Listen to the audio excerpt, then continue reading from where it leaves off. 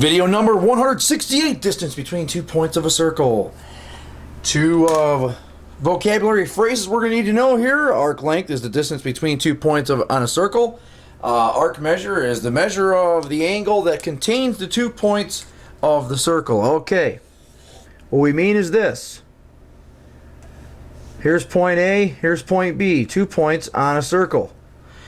Let's say this central angle here is 50 degrees, okay?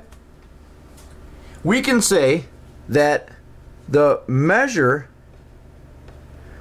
of arc AB is 50 degrees. However, we could say that the length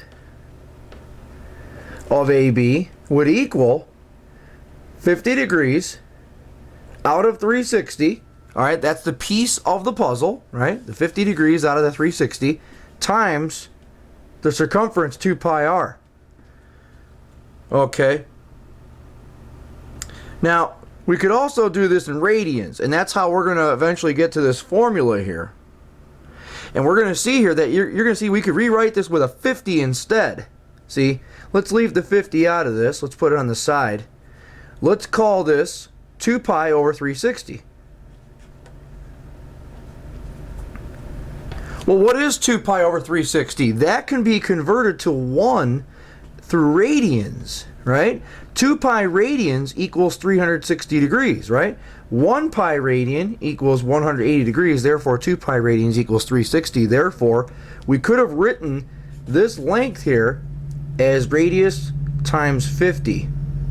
Okay, that's the whole idea behind this formula. So, now that would be degrees, but we wouldn't express it that way. We're going to express it in radians. Okay, so 50 would be considered in radians. We would convert it over. All right. So 2 pi r, 2 pi is 360. Radius times theta. Therefore, theta is in radians. Next, a circle with a radius of 14 centimeters and it has an intercepted arc of 50 degrees. Find the length of the arc that was formed. We would do a 50 degree radian equivalent, and then we would say this is 14. That's 40. 14 is the radius, and we would convert 50 degrees to radians. 5 pi over 18, or 5/18 pi. We would multiply this together. 35/9 pi radians would be the length of that arc length. All right. A circle with a radius of 9 feet has an intercepted arc of 4/3 pi.